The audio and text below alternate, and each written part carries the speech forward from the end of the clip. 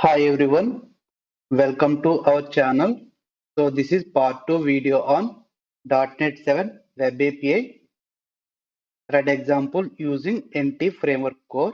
So in this video, our goal is to implement the read operation. So previously we have completed the database context creation, right? So now first create the controller for our sample, okay? So let me create a new controller. Here we have a controllers folder. Okay. So let me create a new controller like students controller.cs. Okay. Here is our student controller. Okay. Which inherits the controller base. Okay. That loads from the this .NET Core MVC namespace. Okay. Now our controller is registered with two attributes. One is API controller. So this will provide the API related features to our controller. Okay. Without this also works, but it will work like a MVC controller. Okay. So to get more benefit of API features, we have to decorate with API controller attribute. Next, you can we specified the route. So route we can name itself, we understand like URL. So here there is a expression within the square brackets like controller, right? So what it represents means this students, okay, excluding the controller keyword is name of our URL endpoint URL, okay? So slash students like that will be the URL, okay?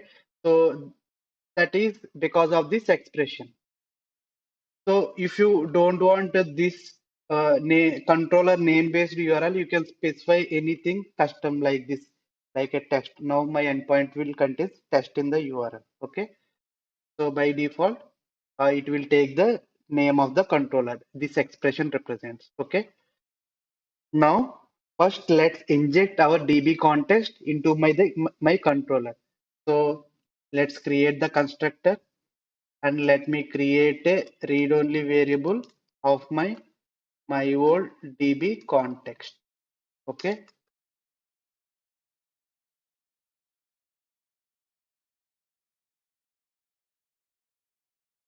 so import the namespace and inject the my old DB context and assign the instance to the underscore my DB context variable. Okay, now our aim is to create the read operation means fetching the data, right?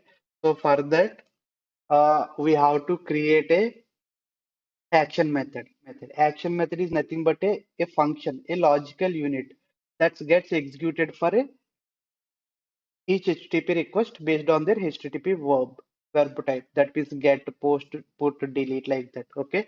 Since read, right, we should create a action method of type HTTP get. Okay. Let me create my action method public I action result. Okay. And I will name it like get async. Okay. Now this should be decorated with the HTTP get. So by decorating this, we make our action method only invokes for the HTTP get request. Okay. And next, here I am not specifying any route. Here for controller level, I specified, right? Action level also we can specify. So that whatever we specified, student slash here something there means that is our endpoint. Student slash something.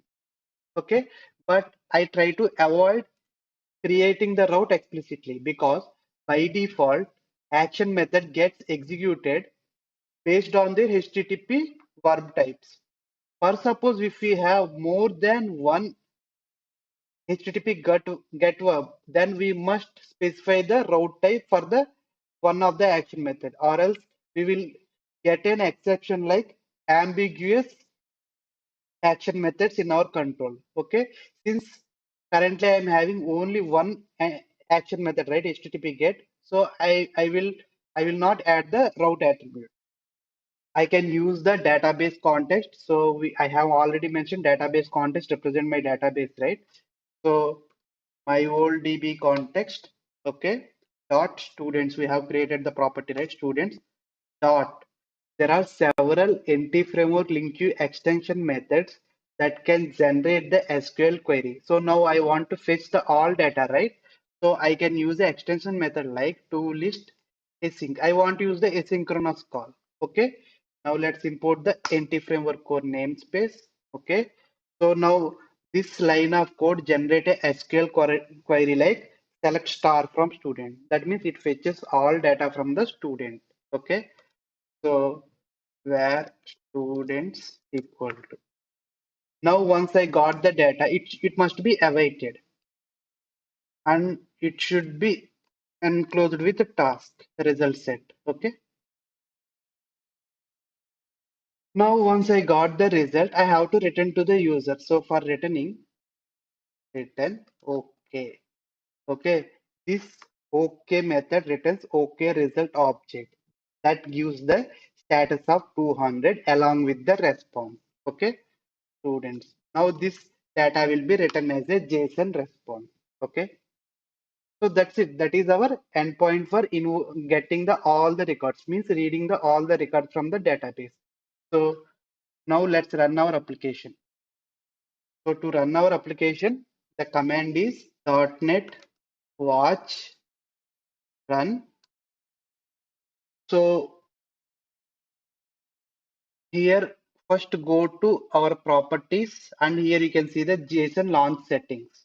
Okay, in JSON launch setting there are several type of profiles. Okay, these profiles are nothing but the commands that are required to run the application like HTTPS one profile and some IIS Express one profile. So what I will do, if we simply run .NET space watch space run, by default it will take the first profile, whatever here it is there. Okay, that means HTTP, non-HTTP profile will run, but I want to run the HTTPS profile. One thing is you can cut this and add it on the top. That is one thing we can do, or else we can specify the profile name explicitly. So I am going to specify the profile name explicitly now. Okay. Now after run, I can specify like hyphen hyphen launch hyphen profile and name of the profile. I want HTTPS, right? So run it.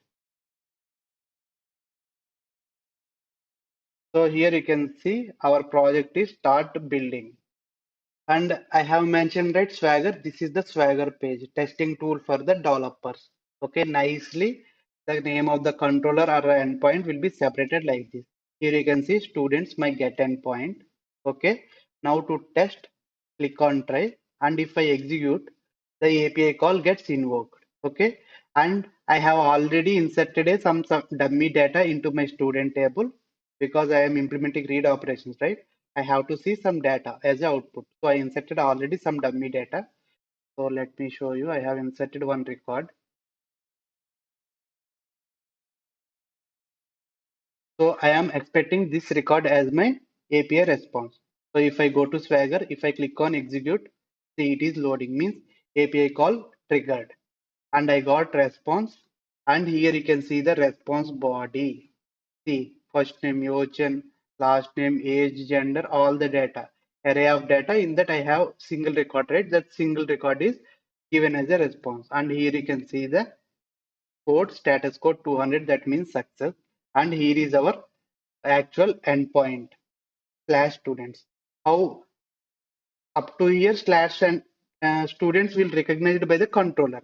But how this action method executed means it is requested as a get request. Here you can see here curl, okay, some command that invoked our API call get method. So here our action method also registered with HTTP get. So automatically it executed this get endpoint. That's why we no need to specify the route when we have a single action method per HTTP verb. Okay, so and I have already mentioned this line of code will query our database, right? So let's see how this line of code is implicitly generated as a SQL query. In the terminal itself, okay, our entity framework adds the logs how queries are generated. you observe here, just a select of all columns. That means all records I am expecting. So this is the query for this line of code. For this line of NT framework code, query generated by this NT framework code. So this query will be sent to the SQL server and get executed, and the result will be written, and that return result we are returning as a response to our API response. Okay, so that's all about the read operation. Next, we are going to focus on create operation. Thank you so much for watching this video. I hope this video delivered some useful information to you all. If you like my video, please do support me by subscribing to my channel as well as by liking the video. Soon we are going to meet with new content. Until then, signing off.